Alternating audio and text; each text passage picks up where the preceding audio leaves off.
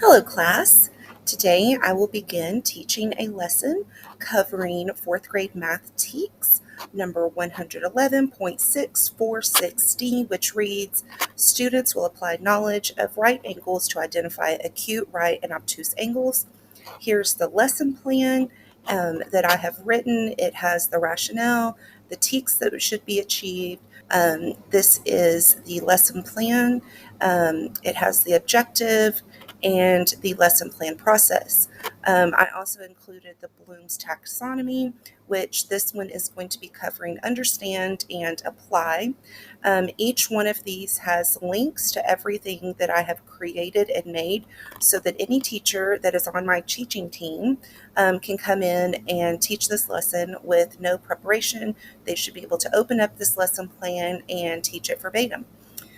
So this has the learning styles also broken down, and behind each step is the learning style attached to it. This is a step-by-step lesson plan that includes the time limit and the preparation time for it also. Also, it should be noted that I also included accommodations for distinguished learners, proficient learners, and developed and beginning learners. Okay, so let's begin. The first things we're going to do is we're going to go to the Nearpod lesson that I created. And as students are logging into this, I would review some of their prior knowledge and vocabulary terms that we have recently used, including vertex, ray, line segment, and angle. Now, as the students are logging into this, I would also go and I could play this song.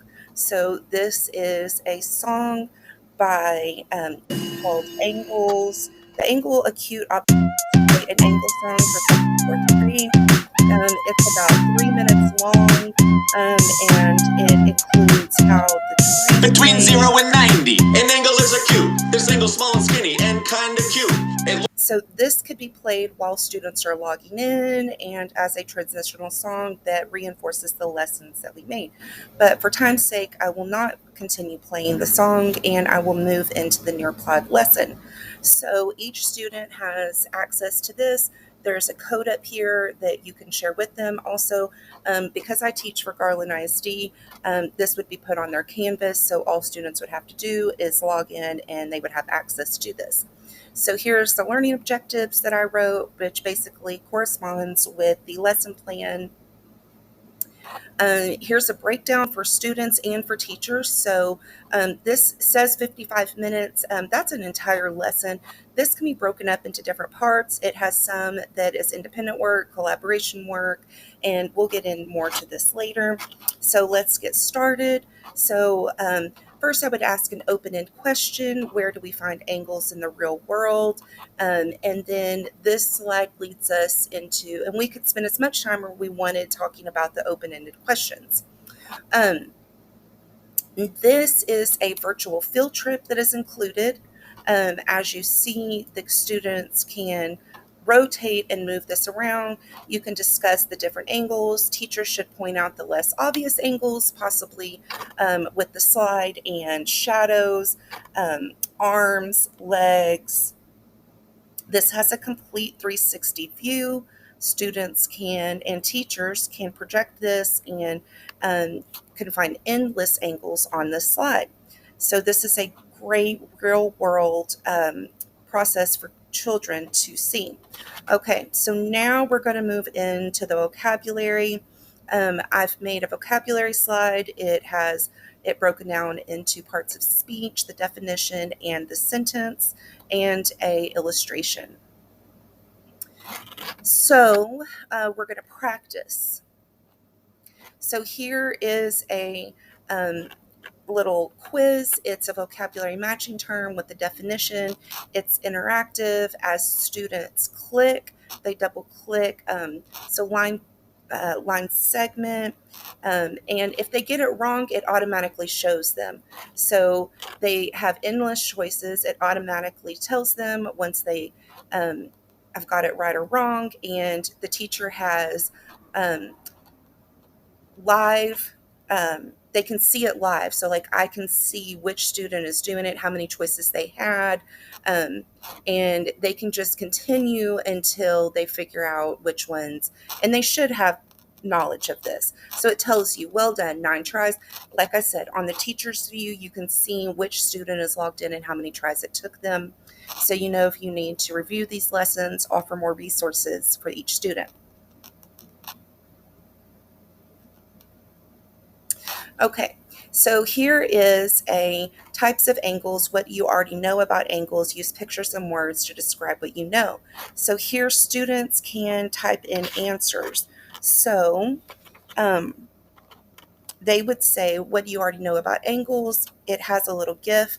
I also added, which I don't know why it's not showing, but they have a 2-minute timer on here, so that way they don't get distracted with trying to add their um, pictures and not use the vocabulary words.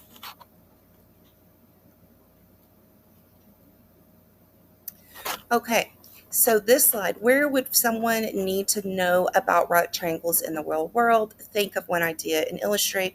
Once again, students have access to adding text on here, and once they've added something, let's see, where would someone find angles in the real world? So you could find angles in sports, in buildings, um, and carpentry.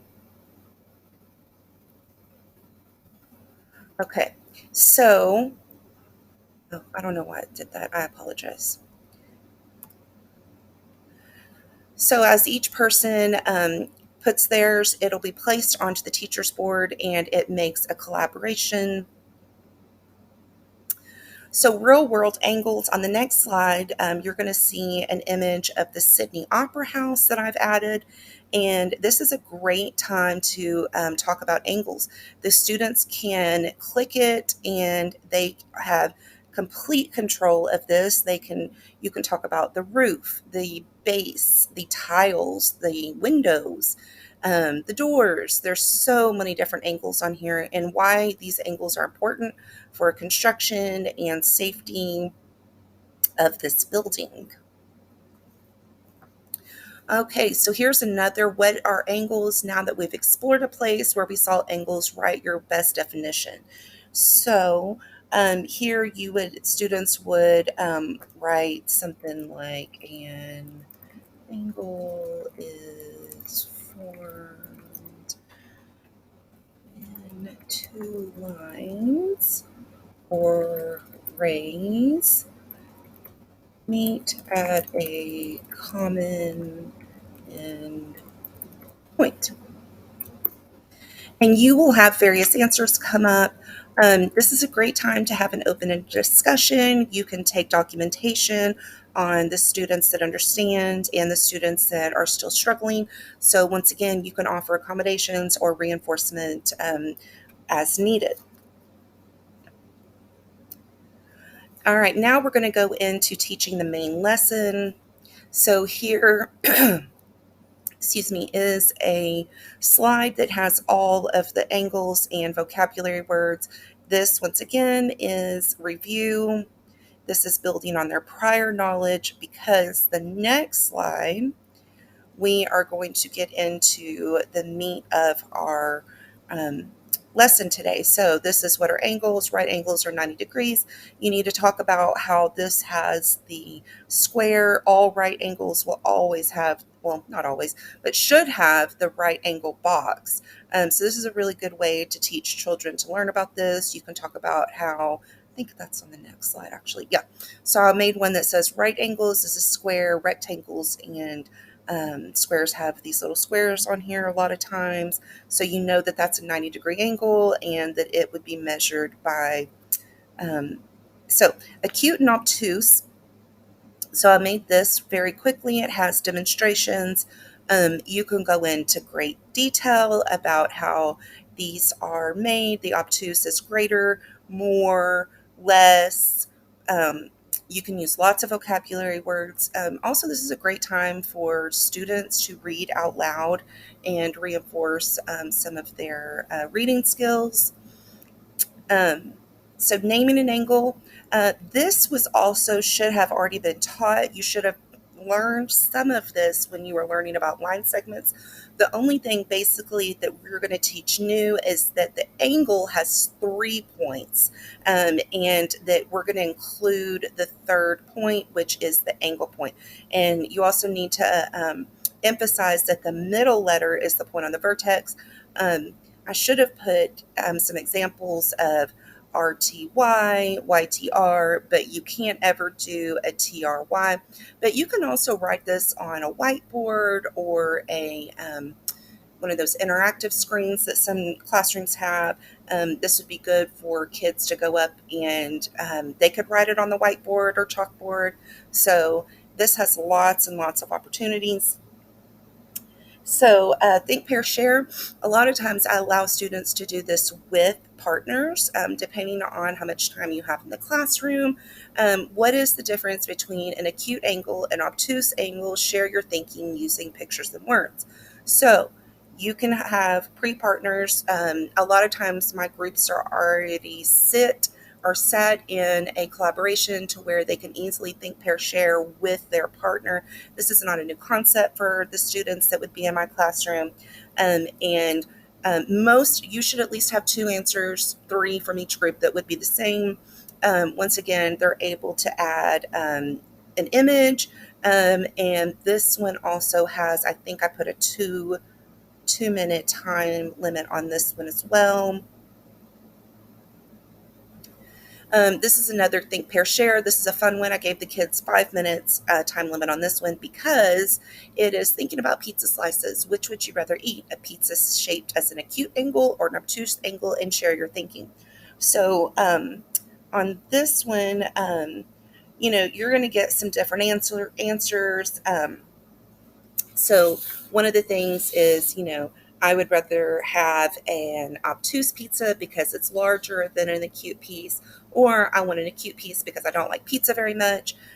Your answers are going to vary across class. This is also a great time for collaboration, and it reinforces the obtuse and acute angle. You can also require students to write the degree, and it gives an illustration up here as well. Types of angles. Okay, so this is like a review. Let's see what we've learned.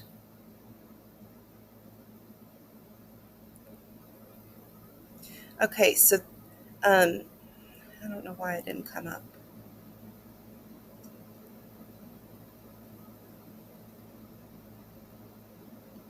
Well, on the student view, they're going to have this come up, and it is a fill in the blank. So the blanks would, or the answers would be down here. The students would click and drag the answers. And as you saw, I don't know if you noticed that the teacher has access to seeing what the score was for the class and individuals, how many of them got them right. This is a great interactive activity.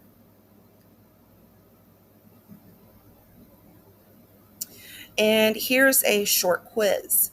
So this is a interactive quiz. This type of angle measures 90 degrees and forms a perfect circle, or I'm sorry, a perfect corner. And I do think that if they get it wrong, oh no, maybe not.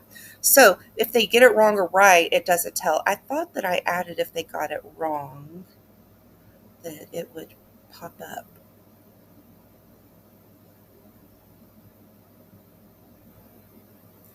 Okay, so this is a 4 question quiz.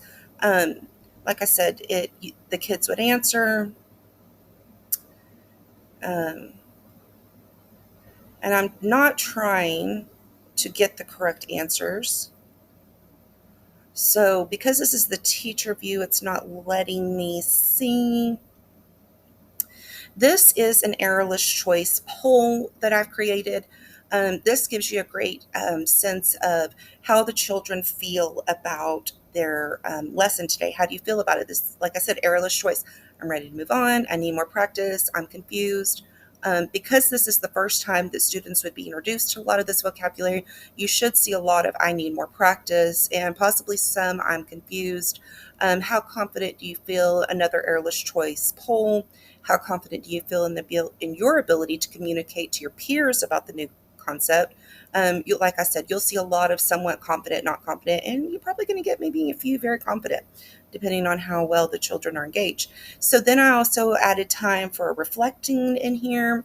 You can review all the vocabulary that we learned, talk about the degrees, why obtuse, acute, and right angles are found in the real world.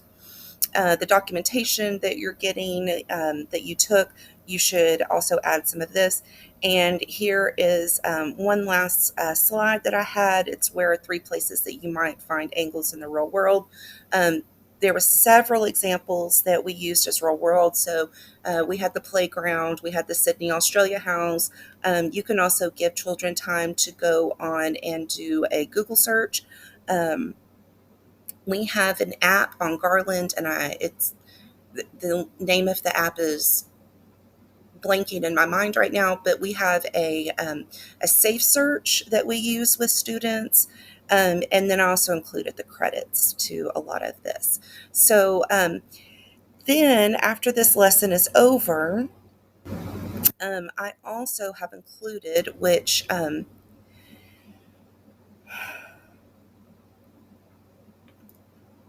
apologize, I should have had it ready.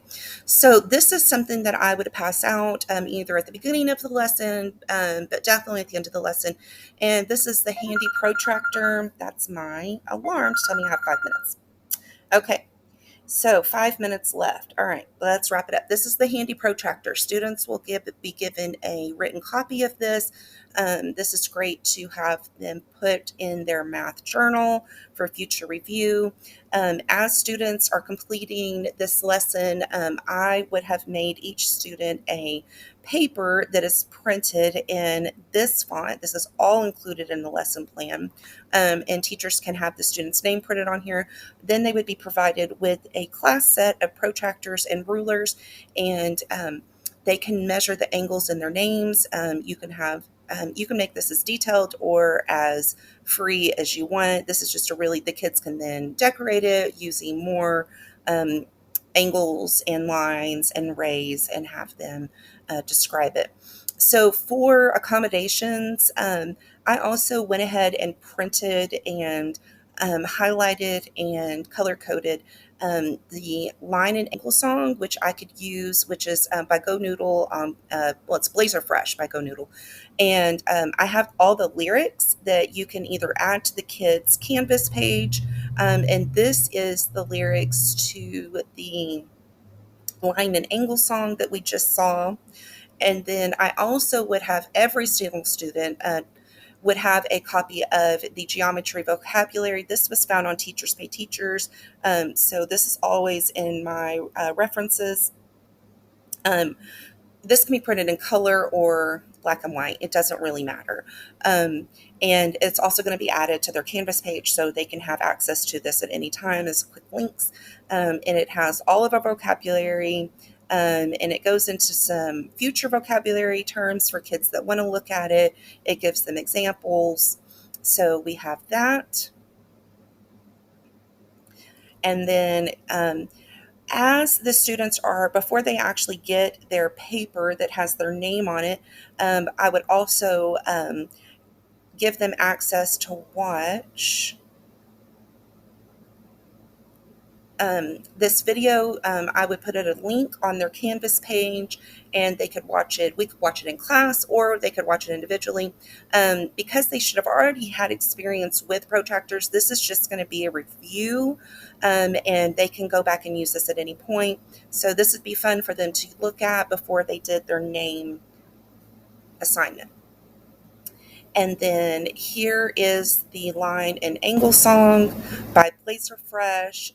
Once again, I'm not going to play it just for time's sake for this video, but this is a great transitional song that lets kids get up, gets out some energy, and you can play this throughout the day.